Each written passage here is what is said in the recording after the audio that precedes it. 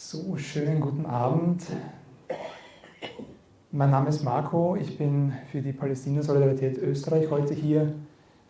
Marinella hat das sehr spontan hier ein bisschen eingefädelt. Sie kennt Dr. Mimi jetzt schon länger, meines Wissens nach.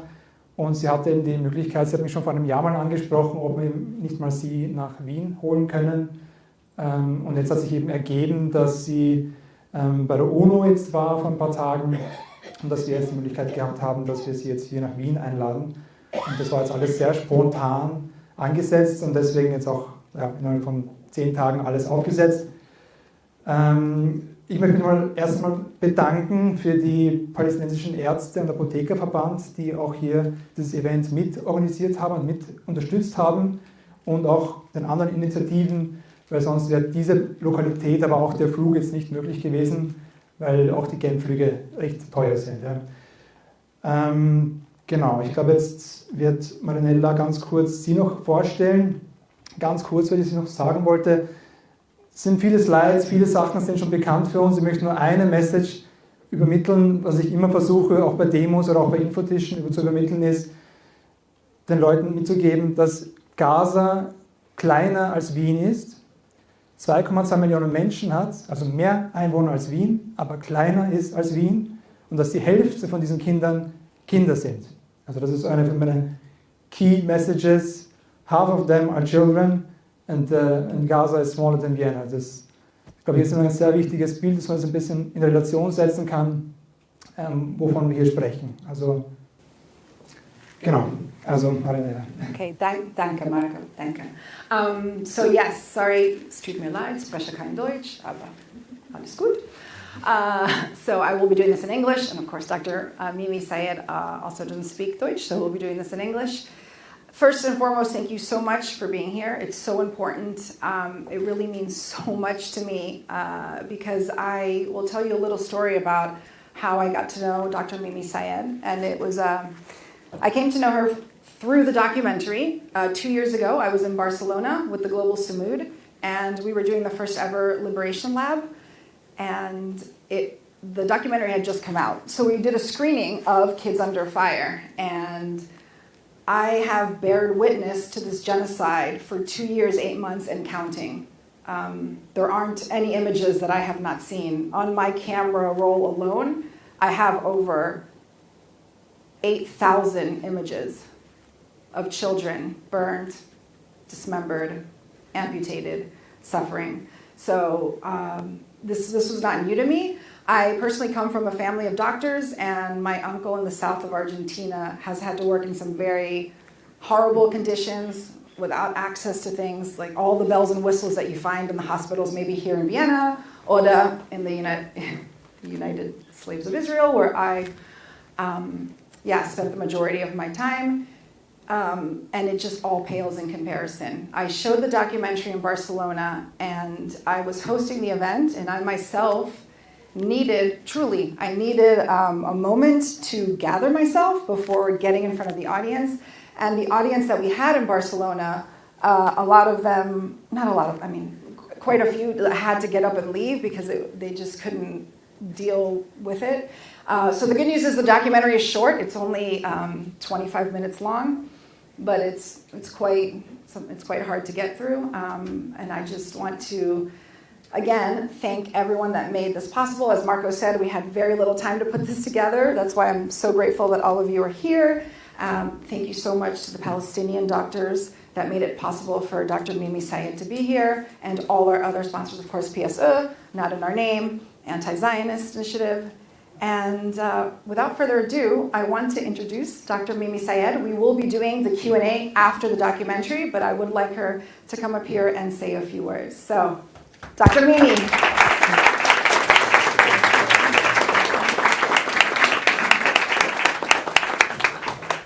I am Dr. Mimi, and I'm very glad to be here with you today, and I want to thank everybody for being here on such short notice. I just came from Geneva, and I was speaking at the public hearing at the United Nations to give my testimony and my firsthand experience. So it's an honor to be here for you all. And this film has won an Emmy in the States, and it's an incredible film, very powerful. And I hope that it can be spread and seen in many different forums and different places. So, thank you.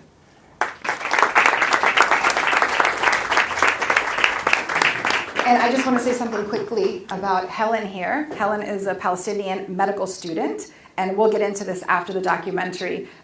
Dr. Mimi worked very closely with Helen. I recently on Instagram posted a truly heartbreaking voice note from Helen from Gaza because the IOF did not allow Dr. Mimi Syed re-entry. So Dr. Mimi Syed served 2 medical missions in Gaza in 2024 and has been very vocal since she left Gaza. So I think it's to no surprise why Israel has not allowed Dr. Mimi Syed to return.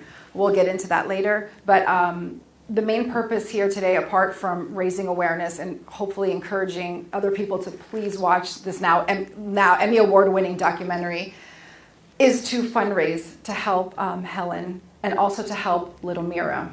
So we have the QR code there.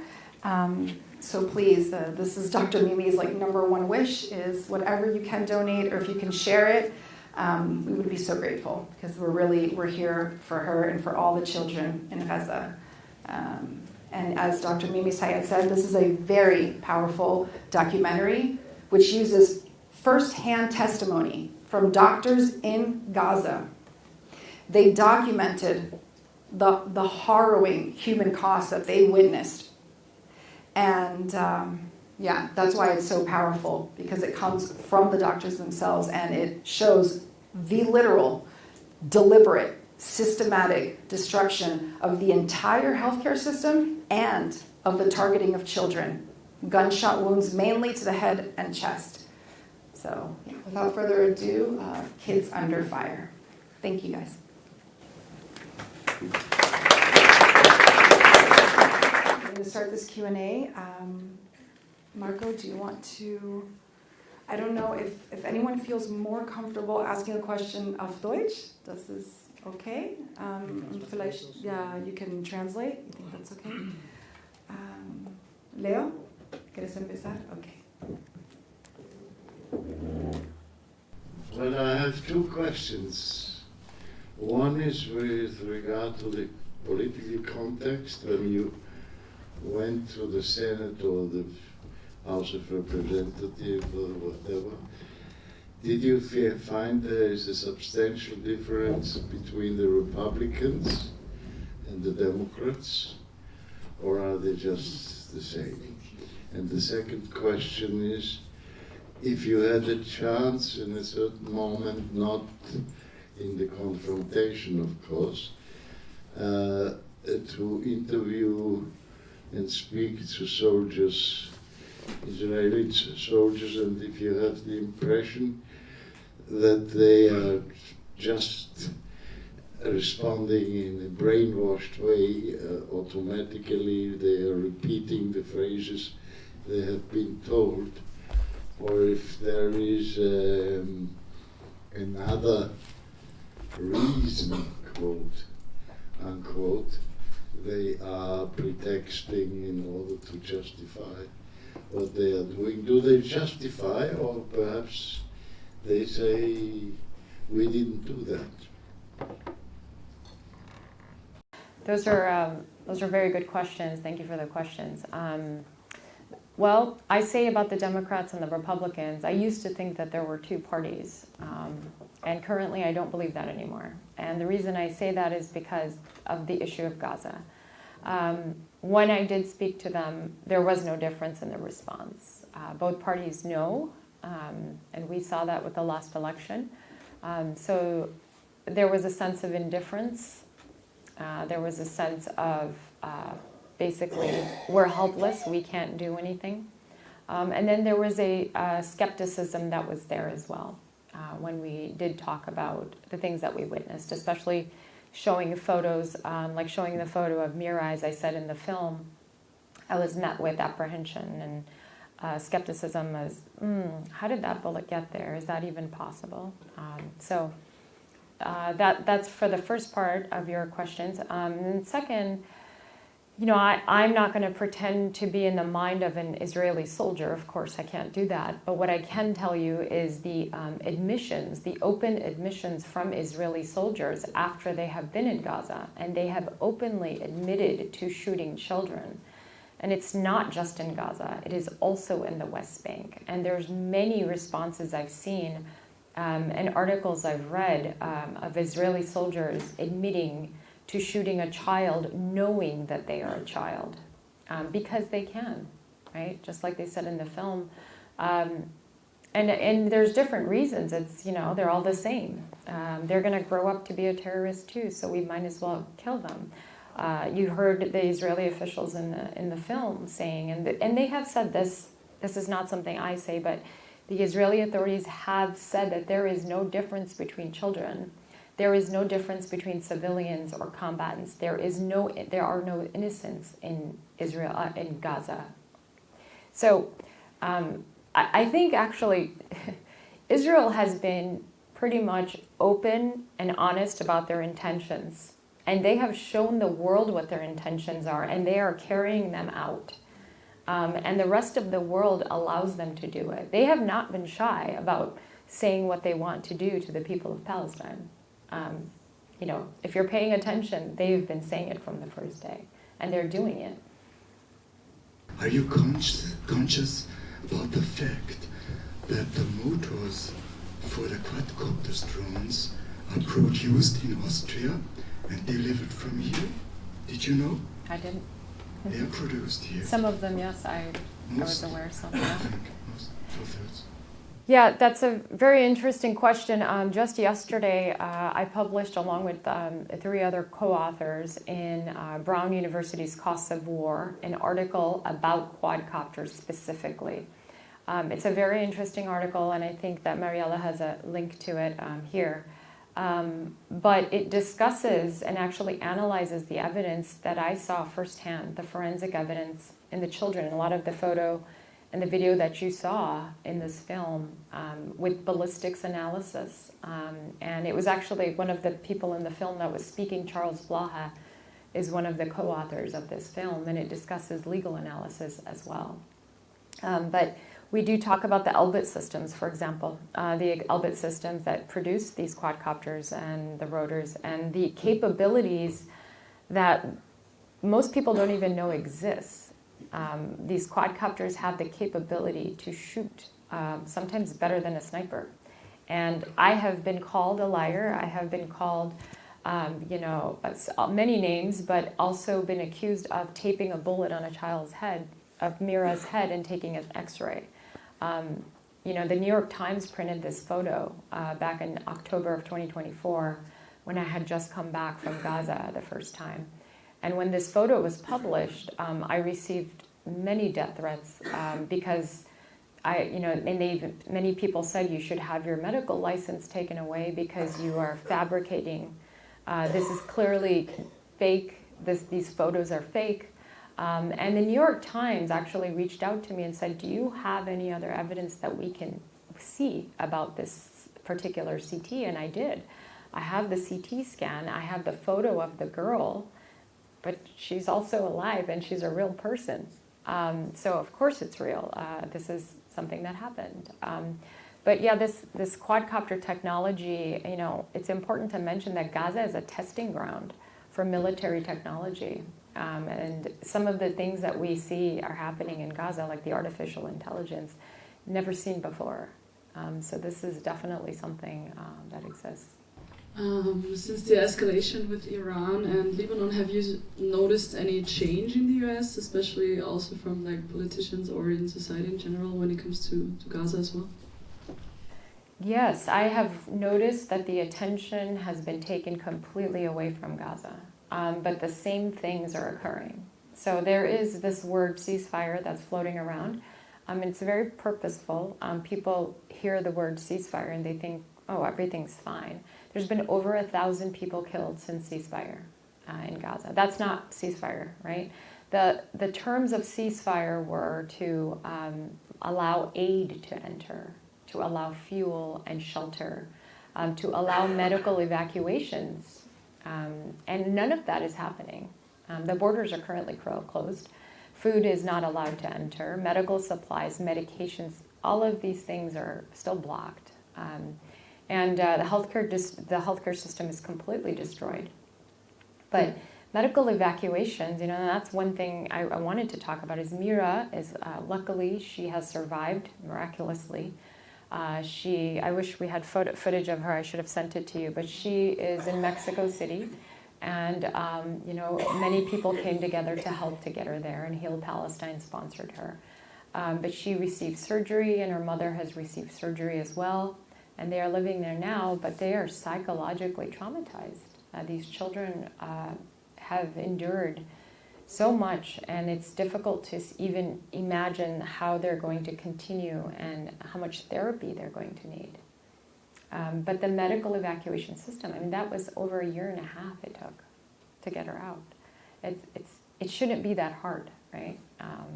Even within the Palestinian territories, we have West Bank and East Jerusalem. We have hospitals there that are willing to take the children in Gaza and the medical evacuations, but Israel blocks that. And as you can imagine, it's a lot more cost-effective to go within Palestinian territories, but they don't allow it. And this is a very deliberate effort, obviously. Dr. Mimi, I just want to say one thing since you mentioned the word evacuations. Maybe this is a good time to talk about Dr. Hussam Abu Safiya, who just yesterday, the appeal was denied. So Dr. Hussam Abu Safiya was abducted by the IOF December 27th, 2024. His crime? Refusing to leave his patients. The 36 hospitals that are in Gaza, 34 were deliberately destroyed. 0 are fully functioning. When he was abducted, Dr. Mimi Syed was actually in Gaza. And his family actually messaged me today asking how they could support this event and Dr. Mimi Syed. And I said, actually, we will be honoring Dr. Safiya tonight in Vienna and speaking about him, the gross crimes of the IOF raiding and evacuating hospitals. Patients that cannot walk, children. Who evacuates hospitals and ICU units? And here's a good from the IMEU. They do amazing work. So yesterday Israel's Supreme Court denied an appeal for Dr. Safiya's release. Israel has bombed or completely destroyed every hospital in Gaza, and Dr. Adnan Al-Bursh, which they talk about often as well, was raped and tortured and killed by the IOF. Dr. Mimi, do you want to speak on his abduction, which happened when you were in Gaza? Yeah, I actually remember the day I was doing media and talking about it, but I believe it was December 27th. But we were supposed to absorb the patients from Kamal Adwan because they were going to attack it and take all of the patients out. Here's the image. Sorry, Dr. Mimi. This is the famous image of him walking towards the tanks. He was the last one to leave the hospital. And sorry, let me go back to, he's a Palestinian pediatrician, director of Kamal Adwan Hospital. Yeah, and he has no charges against him. That's the part about this that makes absolutely no sense. He is a pediatrician. He treats children. He should be the one rebuilding the healthcare system right now. He is a leader in his field. Instead, he's being tortured in prison for nothing. It's one thing, okay, there's charges, there's some findings, nothing. There's no findings. So they're holding a doctor, a pediatrician, in prison and torturing him, starving him. He has medical needs that he's being denied. And when you look at his images and you compare from before to now, he's emaciated. So clearly he's not getting the nutrition that he's supposed to get. If that's not a war crime, I don't know. Yeah, imagine director of a pediatrician of a pediatric hospital. This is insane. And of course we know why the IOF is holding him, because he documented the repeated attacks by the IOF on the hospital. He was documenting all of it. He also had to bury his son on the grounds of the hospital because the IOF targeted his son, killed him. And Dr. Abu Sofia buried his son on the grounds of Kamal Adwan Hospital, stayed until the very end, refused to leave his patients, and this is why the IOF is keeping him. This is why they will not release him. That is his biggest crime, is that he refused to leave his patients. So it's heartbreaking, and yeah, we want to do as much as we can to free Dr. Abu Sofia. When you witnessed all these injustices, and I can't imagine anything more unjust than killing children, what gave you the strength, you and your colleagues from the healthcare workers, what gave you the strength, I don't know, to keep on, to keep going, and to go to the next day? Yeah, I think, we as foreign doctors, we go in and we see, and we are also traumatized of what we saw. But the strength that I got, I can only speak for myself, is from the Palestinians. That, for example, Dr. Helen, who I will talk about, was a medical student that I worked very closely with when I was in Gaza, both times. I was at Nasser and Al-Aqsa Hospital. And she was alongside me as my translator, but worked very closely with me. And there were times I thought, I can't do this. I don't know how to function. And she was there to support me, the other way around, right? So she, in turn, she saved me and allowed me and pushed me and motivated me, encouraged me to do my job. And she was a medical student at the time. But one thing to say about the healthcare workers in Gaza, they are incredible. I mean, if you ever think about work ethic, they embody the principles of good work ethic. They show up day in and day out. Every medical worker that I was seeing there had been coming every day without pay at that time. And now they receive pennies. I mean, it's literally pennies that they receive. But they are volunteering. Their homes are destroyed. They live in tents, and they have to move. I remember the emergency department director when I was at Nasser Hospital. He had to move. He had to displace his entire family during an evacuation while at the same time running an emergency department. I'm a director of an emergency department as well, and I can't imagine doing the things that he was doing. He was managing a department with overcapacity of mass casualty incidents coming in, patients with tremendous injuries and illnesses. And he had to go move his family and make sure they were safe during an evacuation order and then come back to work. So no breaks. When I just even begin to talk about them, it's unimaginable. I never thought that I would see such strong individuals and people dedicated to their field. I mean, I'm talking about people who take that oath and really live by it. So they give me the strength to keep going. And there are times, of course, this entire experience has changed the very person that I am. I'm no longer Mimi. My husband always says, he mourns the old Mimi. He mourns me because I'm no longer the same person. It's impossible to be the same person once you see this firsthand. But the thing that helps me keep going is the people that I know there, the strength that they have. Because who am I to say that I'm not strong enough? Who am I to say that I need a break? I have no right. In my opinion, I have no right. So I continue to do the work that I do. I continue to do the advocacy efforts that I do in every way that I possibly can to stop this. Dr. Mimi, can you speak about having to smuggle in equipment? Because apart from not allowing medical evacuations for children, which is a complete abomination, also the environment you're working in as a doctor. You are an emergency medical physician used to working in trauma situations, but as you said, mass casualty events, several a day in barely functioning hospitals with very little equipment.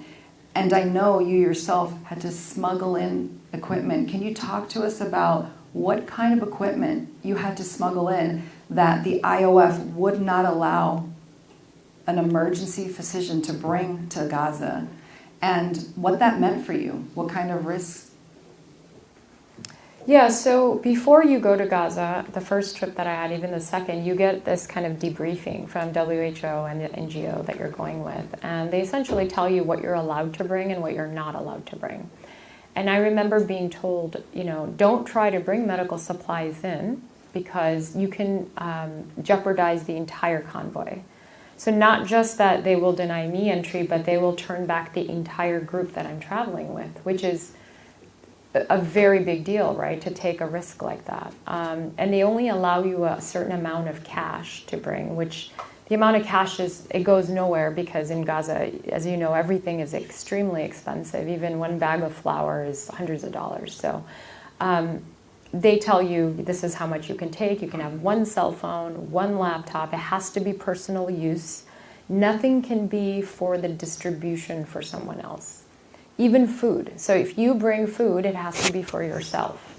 It can't be a lot. Like if it looks like it's going to be given to someone else, and they won't allow you to take it in. I remember hearing another doctor talk about bringing tuna in for himself. He brought some cans of tuna, and they opened each can at the checkpoint.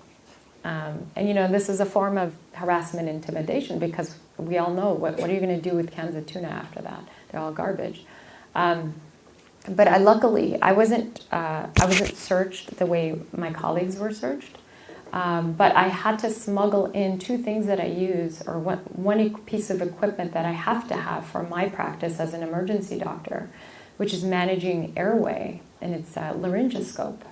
And I had an adult-size laryngoscope and a pediatric-size laryngoscopes, and they're disposable. So the ones we use are disposable, and I had like dozens of them that were donated, and I was going to take them with me, but I had to leave them because I was told I can't bring them. So I hid one adult and one pediatric size in my bag, in my luggage, between my clothes.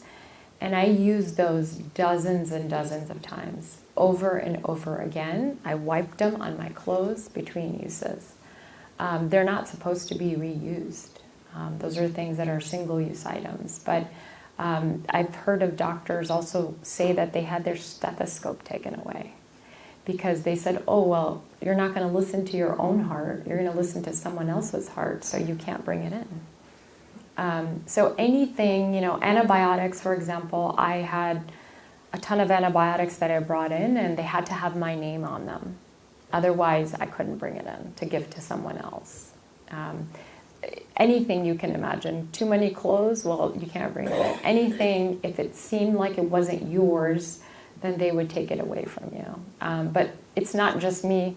Almost all the doctors have to bring things in, and especially for patients. I remember bringing chemotherapy in for a child, for a baby, for a child. Chemotherapy I had to smuggle. I mean, it's just, you know, VP shunts, those type of things. Why? And my third trip, and I will mention that too, when I tried to go back in August last year, I was told that I'm not allowed to come back in. And as you've said, I've been incredibly vocal and in the public eye about what I saw in Gaza. And I was told I can't come in. So me, along with other physicians, we have petitioned and appealed to the high courts of Israel. And after many, many months, we just recently received a response that there's three of us that are security threats. We're called security threats to Israel. And so we will never be allowed in. We won't be allowed in. And the thing that the three of us have in common is what our lawyer told us is we've been incredibly vocal about what's happening and what we saw. There's no reason given as to why specifically. Why am I, a mom, a doctor who has helped children in Gaza, why am I a security threat? No reasons have been given for this. Thank you, Dr. A threat to the ethnic cleansing of Palestinians, for sure. Yes, you have a question? Thank you very much for your showing what is happening in Gaza. I am a patriotic too, and I was deeply, how I can say that, is it unbelievable. Can you say, or can you use these things, what is happening in Gaza and what they are doing with the children, is a Nazi methods? Because we know that the Nazi, German Nazi in other countries killed children, babies, etc. That's number one. Number two, we know the Israeli national anthem, if we translate it in other language, in Arabic, in German, you can recognize how they think, their ideology. Their ideology in their national anthem is everyone is a slave for this kind of people which they call themselves Zionists. And that's why I am not surprised to see that these soldiers, or otherwise, or I shouldn't say soldiers, I should say criminals, that they do these things without any feeling to be a human being. The third thing, what I want to know, do you expect that the coming election for the senators and other things will change anything in the USA, or it will be the same thing as the last 5 years? Thank you.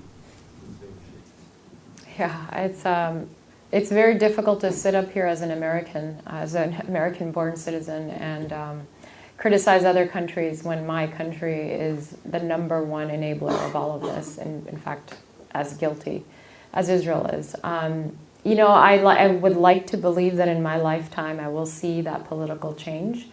I don't know if I can say that with good faith, that that's actually something I believe in. Do I think the political climate is changing slowly at the lower levels? Yes, I do. It's not as cool to support Israel anymore, right? We are seeing some politicians being elected in and have majority vote because they are speaking against Israel or not taking AIPAC money. So that's, if you look at it, it sounds like a very small change, because obviously the outcome is nothing's changed in Gaza. But if you just think about it from 5 years ago, you wouldn't dare speak against AIPAC. People didn't even know what AIPAC was. I mean, I didn't know. I'll say it right now. I didn't know what AIPAC was. Most Americans don't know what AIPAC was at that time, but many people now know what AIPAC is. Many people have Israel on their radar, the Israeli authorities and their Israeli policies on their radar. I think, unfortunately, I'm not going to lie and say, yes, we will have big changes in the United States, and that would be a lie. But I do see small changes. I see the political climate changing. I see the approval ratings, for example. That's something that recently was released, but the majority of mainstream America is not supporting Israel the way it used to. It's favoring out, and it's the lowest in history. So that's not something I would have expected 5 years ago. So it's clearly making a change, but will it make a change enough for the people of Gaza? And that's the frustrating part. Is I can keep speaking, all of us doctors keep talking and yelling until we're blue in the face, but we talk to our friends back in Gaza and nothing's changed. So it's very frustrating for us. But I think you just have to keep going. There's no choice. You just have to keep going. And I can maybe say something as to Israeli soldiers behaving like Nazis. 100%. Hitler didn't kill the amount of Jews that died during the Holocaust through gas chambers. He did it through mass starvation. It's deliberate. Them closing the humanitarian corridor is deliberate. The blockade is deliberate. This is why the global Sunni flotilla does what it does, to further emphasize the mountain of war crimes. How can you close a humanitarian corridor? How can you not allow the medical evacuation of children? This alone is a war crime. I mean, all crimes have been committed. Humanitarian, international, maritime, and otherwise.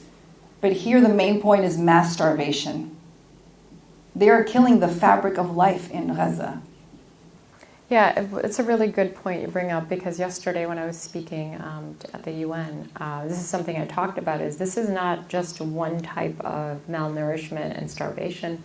This is acute on chronic, right? Which means that this population was already chronically malnourished. And why is that? You think about that. Well, there wasn't, October 2023, everything before that was great, right? No, it wasn't. There's been a blockade for many years. And children that were born into this, who are like 15, 16 years old now, they are already malnourished. And so now you put on top of that an acute malnourishment. That's a recipe for death. And for babies, for example, newborns, the birth rate has declined exponentially. Because mothers are so malnourished, they can't produce breast milk, but they also can't sustain a pregnancy because their body is essentially leached, from nutrients. And there's no prenatal vitamins. There's no such thing. There's no baby formula. I was trying to bring in baby formula last year, and I was denied entry. Doctors had baby formula taken away from them when they were trying to go in. So just think about those things. And the food that, that they keep showing that comes in, the food that comes into Gaza, I've seen it. It is simple carbs. So these are not protein like dense foods.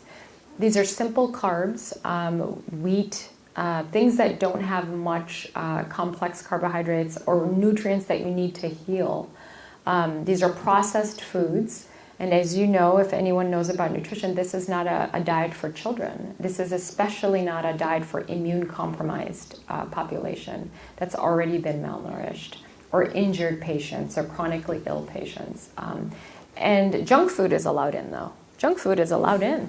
Yes, no, it's true. And I'll give you a very good example of this, is chips, ramen noodles, right? Extremely terrible for your health. You shouldn't be eating those. When the children, Mira and her sisters, when they came to Mexico City, the first thing we did, or the organization, is they gave them really good, healthy, fresh food. They gave them fruit and vegetables, which is very hard to come by, meat, all of the good things that they need to try to recover. The children and the mom, they didn't touch it. They didn't touch it because they what is this? They didn't even know what it was. And so, but when they got candy, when they got chips and ramen noodles or macaroni, which is what Israel allows in, then they would eat it. So it has been an uphill struggle to teach them how to eat again. But this is the insidious nature of this genocide. We just see the bombs and the guns, but this is a destruction from the very foundation of existence. And you don't see it, right? You don't see it. It's not obvious. But when you see these little things that you observe in people who are actually out of Gaza, it's profound. It's extremely profound. 2 questions, please. The first one, how did you feel the reaction in Geneva? And the second question is it possible to obtain the film to send it to other people and spread it around, and how can that be done technically? Thank you. Yes, the reaction in Geneva was I spoke to the 3 commissioners one-on-one, and it was a very positive response. There is a report that will be released next week on the targeting of children, and this was basically a public hearing speaking. So I'm looking forward to the report, and you all should take a look too. It will be. And my interview, as well as other doctors, will be on air on June 23rd when the report is released. As far as this film goes, this is on YouTube. So anybody can see this and Yes. spread it. And like you saw, it's only 25 minutes long. Please do spread it. That would be much appreciated. Two questions, one an easy one and one a very difficult one. The easy one is, did you submit this film and the documentation to the Hague trial? The difficulty is, what is your opinion about the people who increasingly Israelis oppose the politics of Netanyahu?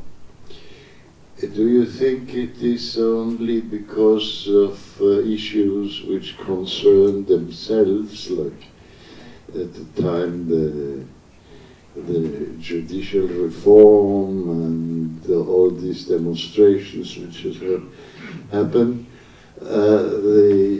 You didn't hear that they were really in touch with what's going on in the war. Do you think that there is a process of increasing awareness among the Israeli population?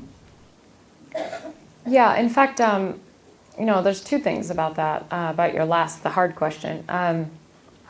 There are many Israeli organizations, human rights organizations that I work with, other doctors work with, that have actually called it a genocide, right? And these Israeli organizations have implicated the government of Israel.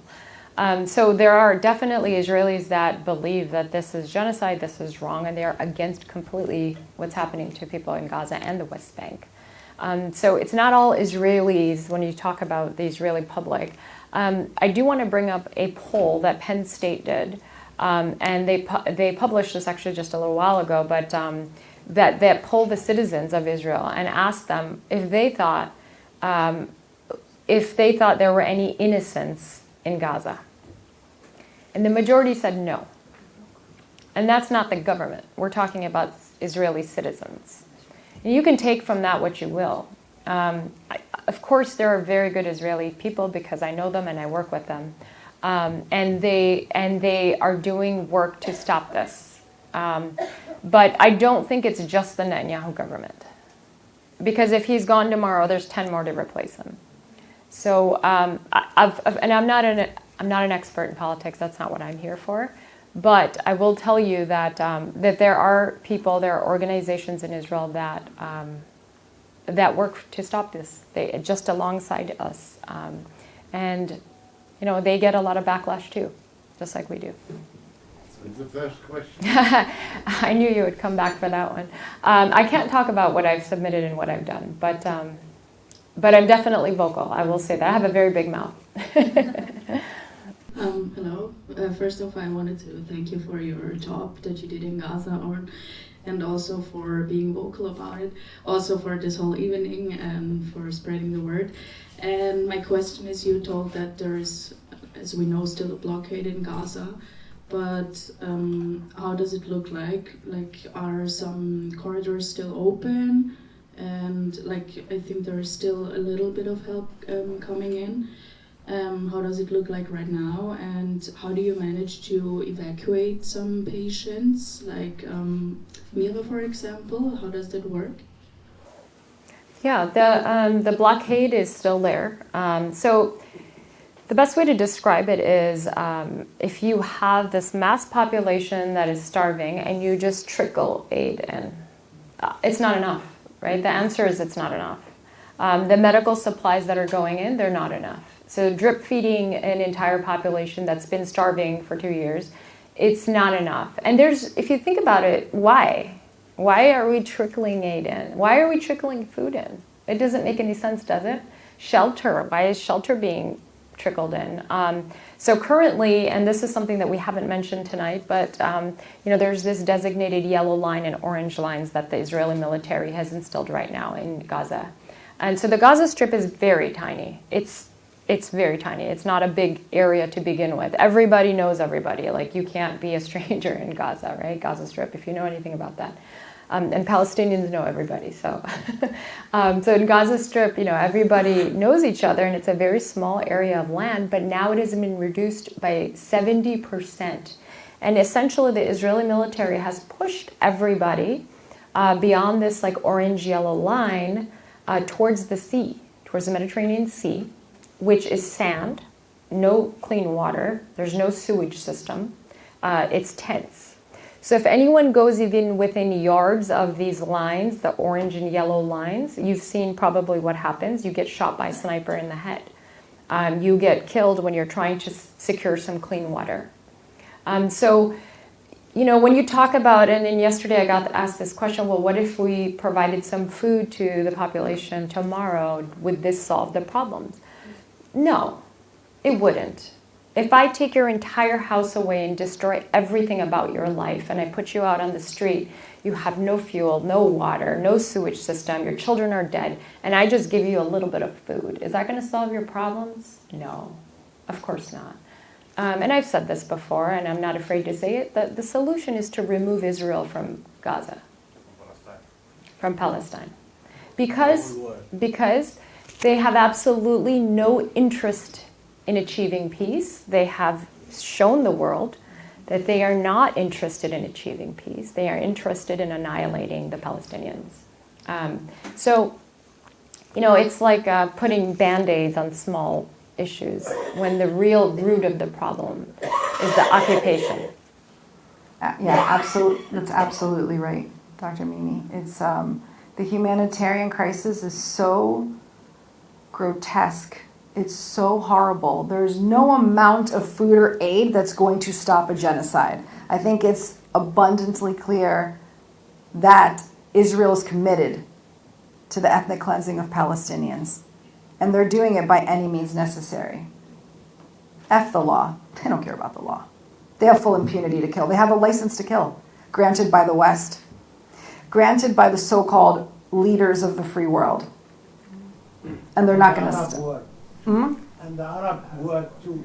And the absolute disgrace, silence of the Arab world, yes. UAE and everyone, Zionists, really. Like they worship money above anything else and their own security. So we have a last question in the very last row here. Thank you, Doctor, for all your work. My question was how these trips by doctors are organized and why does Israel allow this? If they're anyways going to stop you from bringing medical supplies and so on into your job effectively, what's a loophole that allows doctors, foreign doctors, to go to Gaza, for example? Thank you. So going to Gaza is a very difficult process, right? You don't just buy a ticket and show up at the airport or something. There's no airport in Gaza anyway, but it's destroyed. But you have to go through a vetting process, approval process. WHO has to be involved in that coordination, and then the ultimate approval comes from COGAT, which is the Israeli side, the Israeli authorities, and they have the power. Essentially, the authority to say no to you at the very last minute. So, like happened to me last year, I had to be physically in Jordan, so I had to take the time off, do everything from my job, pay for the ticket, go to Jordan, and then the night before, they can say, nope, you can't come in. And they don't have to give you any reason.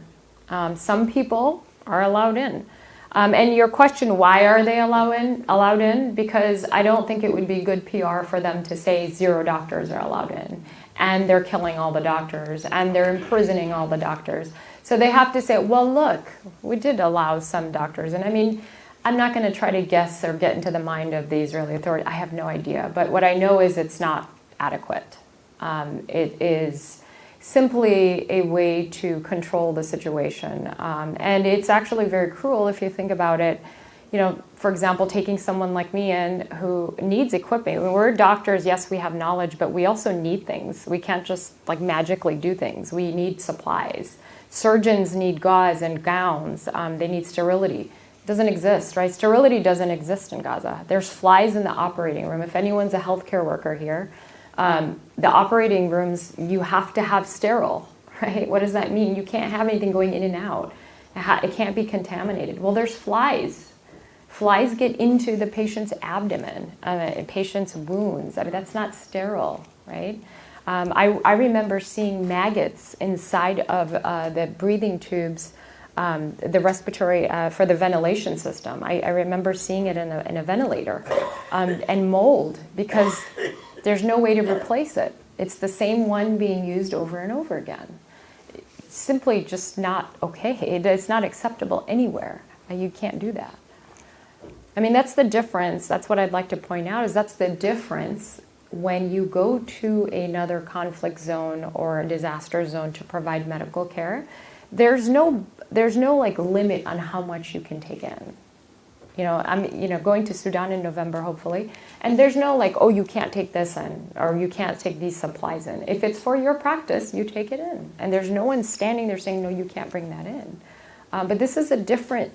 The rules here are different. This is not a normal kind of combat zone that you go in and supply health care for, because you're not allowed to practice really adequately.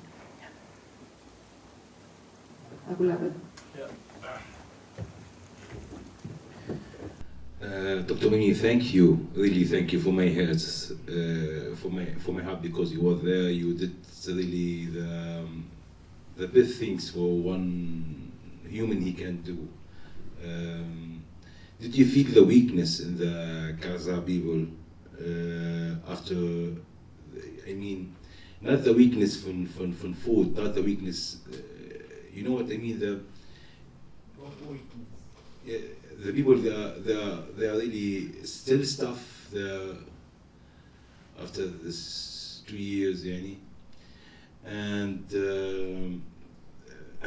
this is not questions, but I want just to say there is no peace with someone. He stole a house, he stole a land, and that's it. Thanks. Yeah, I agree. There's no peace when someone steals your land and your home. I think maybe what you're asking is like the psychological impact on people there. Yes. And also the morale. The morale, yeah. I mean, ironically, well, I went in 2024, but I also still speak to people in Gaza, for example, Helen, Dr. Helen, and many others in Gaza that I speak to on a regular basis. The funny thing is you would expect them, right, to be, or me to be supplying or providing them with some, consolation or something. It's the other way around. I still have them asking me how I'm doing. That they hope I am okay and I am happy and I am healthy and safe. It's mind-blowing to me, but when I was there both times, food is very hard to come by, right? Food is difficult. In December, it was much worse than when I first went, in December 2024. And there was no protein. There was no real, adequate food. But I remember the children. We were at Al-Aqsa Hospital, and it was December 24th, and the children went to their homes, and they gathered up every piece of food that they had from the aid that was given to them. And they made an entire spread for us, the doctors, to come and eat with them. I mean, it's... yeah, that's Palestine. Yeah, it is. And we were shocked. It was like four of us doctors. And they marched in upstairs in the hospital and brought this big platter with little olives and, cheese, processed cheese and pita bread. Whatever they had that their parents had made, they had put together. And they sat it there and they wouldn't touch it until we ate it, until we ate a first bite. And of course, we feel guilty. We don't want to eat anything of theirs, right? But they wouldn't touch it until we start eating. And so, of course, we pretend to eat a little bit, but... that is the spirit of Palestinians. That is what I experienced. I expected to witness complete, misery and depression among the people, and they are. Don't get me wrong. There's tremendous psychological impact, but they still remember that they are human beings, and they don't forget kindness, no matter what situation they're in. I witnessed the most horrendous things that anyone could imagine. Mothers going through, but they're still polite. They're still kind. They will still thank you. When I went in both times, I had a vest. So we're given a vest to wear as a foreign doctor, and it had a big American flag on it. And I said, oh my God, I don't want to wear this flag. People are going to want to kill me. Like, I would want to kill me too. So I was scared to walk around. But I had people, random people that didn't know me. They sat me down and said, thank you for being here with us. We know you are not your government. We know you left your safety and your family to be here with us. When we're all trying to leave this, you're coming in to help us. It gives us hope. And that wasn't one time. That was many times people would come and tell me that. Both times that I was there, different hospitals. An incredible experience that I didn't even imagine. Hi, Dr. Mimi. First of all, I want to thank you, and we are very thankful that you are here. I have two questions. The first one is, did you feel maybe a different from the Israeli army, from the soldiers, when you went inside Gaza and when you came out? This is the first one. And the second one, what do you think, how we can help like those doctors like you? And what do you think, what if I can ask you, and if you can answer for this, I don't know, what is your future plan? What do you think, what you can help, and how you can help, and what you can discuss with all of these politicians? Yeah. Oh, how did they treat me? Right. The idea of soldiers. And I was just talking to you about this today. So when you go in to the checkpoints, there's Israeli soldiers at various locations. And it's different because in Rafah, when the doctors went in through Rafah, it was different. And when I went in both times, I went through Kerem Shalom. So I went through Jordan, crossed the bridge to Allenby, and then through Kerem Shalom into Gaza. And I remember the first time I went in, I was terrified because people were being harassed in front of me, the other doctors, and it was usually doctors that had already been there. But when they see you and you put your luggage on the conveyor belt, I remember so vividly, but I remember like a teenager girl, whose hair was down. I mean, it looked like she was going out to a club, but she had long, like fake nails, the really long fake nails.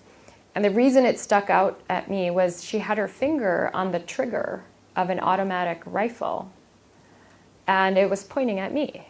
And the other doctors, every time they would put their luggage on top of the conveyor belt. And we're all doctors and aid workers. I was terrified. I was like, what if your hand slips and you shoot us? And why are you pointing a gun at doctors? I don't understand. They give you the middle finger, ask you silly questions. Why are you going to help them? What's the point? Why do you keep going? So just harassment and intimidation overall. Yeah. And then the second question you had was, what someone can do. And that's that's a broad answer, right? I think that everybody has a role in this. Some people can protest, and we have a difference between activism and advocacy work. Everybody has a platform, though, and everybody has a role. It's an ecosystem, if you look at it, right? I can't go in protest and get arrested. I don't do that. But I have gone to Gaza. I can do advocacy work like I'm doing now. I can speak at the UN. I can speak at government levels. I can write articles, which I do. I can bring awareness to the issue based on firsthand experience. But that doesn't mean that the activism part, the protests or getting arrested, all these things, that those are not helpful. Everything is helpful. Boycotting is helpful. Writing letters is helpful. Showing up to these events is helpful. Simply having a conversation is helpful. That's like the bare like minimum you could do, right? Just talking about it. And the reason I say it's so helpful is if I know, or even just wearing a pin, anything for solidarity. If I know that your views on Gaza are a certain way and you're pro-Palestinian or supportive of the end of this, I feel comfortable speaking in front of you. So it's infectious. And the other person sees it and feels more comfortable. I remember one time I was flying to an event after I'd come back from Gaza, and I saw a man in the airport on my flight wearing a kufiya, but it wasn't a very obvious kufiya. I knew it was a kufiya because it was a different color, but I knew it was that. And I spoke to him and I said, "Thank you for wearing that." And he said, well, you're welcome. Thank you for supporting. And I said, yeah, I was in Gaza. I thank you for your solidarity. And we started talking, and before I knew it, there was 5 people around us also joining our conversation. So once someone knows that your views are a certain way, they feel comfortable and empowered to speak up as well. And it can simply just start by posting something. So your coworkers see which side you stand on. Wearing a tiny little pin, a watermelon, whatever you want, or earrings, or anything. But that's the solidarity part of it, and it starts at just a minute level. And as far as my work goes, just like I mentioned, I continue to do everything that I can do to stop this. I've written a book with Dr. Helen that's going to be published in September. I encourage everyone to take a look at it. All of the proceeds go to Dr. Helen. And I've teamed up with her because she was with me very closely. So it's all of the accounts that I have, the encounters I had, but also it's interspersed with her diary entries. And I think there's a link to the pre-sale of the book. But also the articles that were published yesterday, my testimonies and all of the things, they all matter. And I continue to do it. Now, I can't go back to Gaza. I was told I can't go back. But that doesn't stop me from speaking up. That doesn't stop me. Yeah, and I just want to add to that real quick, because I always say, we're walking billboards. That's exactly what you said, Dr. Mimi. The smallest action, like wearing a watermelon pin. Marco, can you hand me my backpack just to show?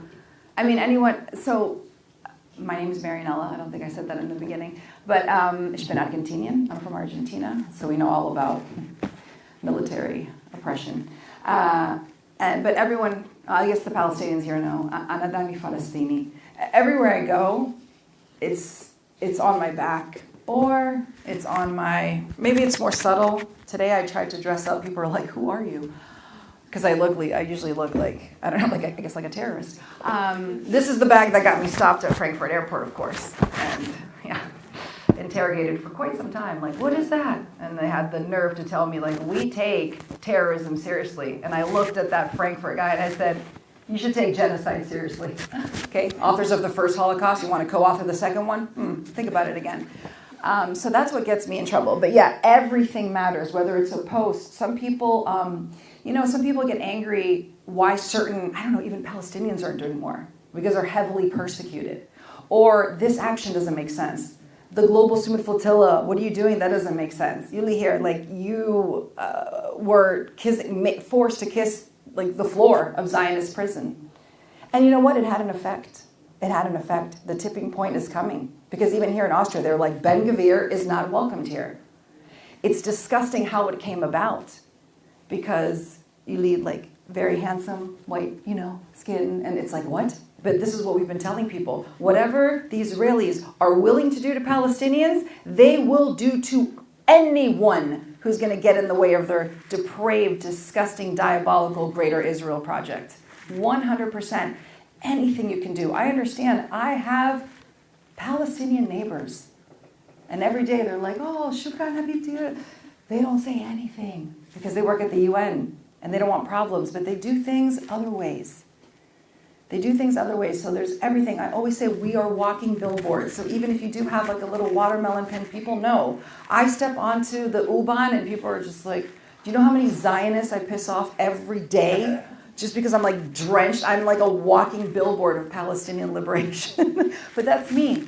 And I've already lost. I come from 25 years of television in the States, ESPN, Travel Channel, whatever, NBC, you name the channel, I've probably hosted something for them. Well, all those jobs are gone. I wouldn't change a thing. Here, any possible opportunities for modern Moderatorin or whatever, gone, apart from the fact that I can't speak German. But yeah, I do think, Dr. Mimi said, even sharing, the link, this is free, it's on YouTube. Al Jazeera, Fault Lines did an incredible job. I work closely with them, promoting other incredible documentaries.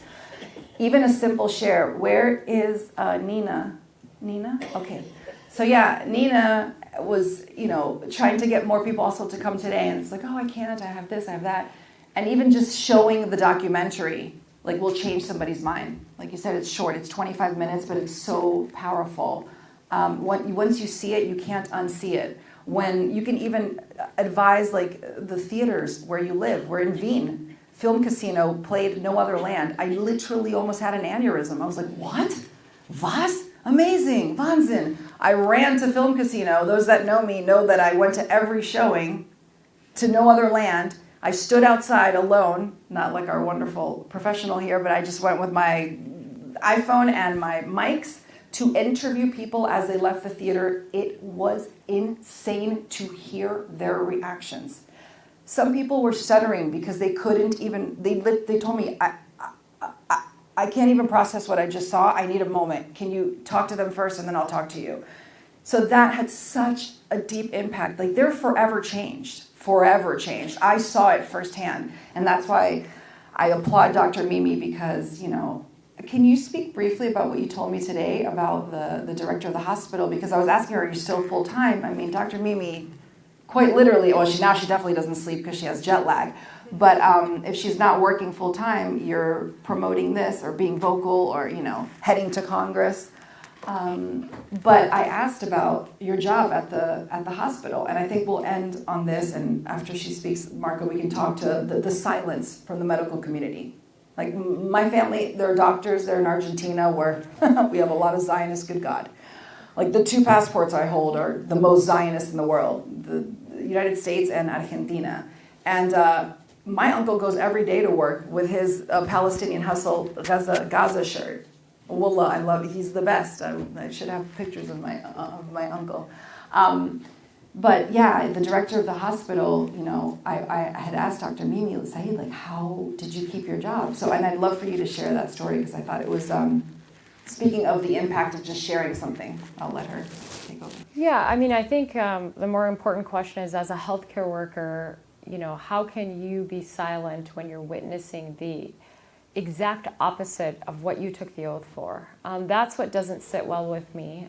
When I came back from Gaza, I couldn't understand, even before that, but when I came back especially so, I couldn't understand the silence from, the big organizations in the U.S.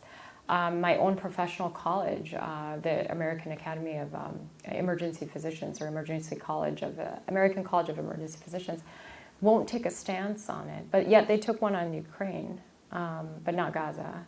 And the answer is, it's too political. But it almost makes you think, what am I doing as a doctor? What am I doing if I can't speak up for that? What is the point of my job? And am I being honest to myself about what my passion is and what my beliefs are? And that's one thing that I struggle with to this day, is when I see healthcare workers completely silent about the issue. Because it doesn't concern me, it's too far away. Who cares about Gaza? Look, I can't afford my groceries right now, or so-and-so this issue, and I have to go to dinner this weekend and have a vacation in so-and-so island this weekend, so I can't really think about that right now. But it's such a disconnect. It's such a cognitive dissonance that I don't understand it. And that's about as much as I say about the healthcare workers. But going to Gaza makes you, in my opinion, a better healthcare worker. Understanding when you should speak up makes you a better healthcare worker and practitioner for your patients at your home. I am an advocate for human rights. I'm an advocate for children. And I can say that with honesty and my entire heart that that's true. I haven't just said it, but I have also shown it and done it. And how many healthcare workers will actually do that? And everybody can't go to Gaza. I understand that part. But everybody has the ability to speak up and be on the right side.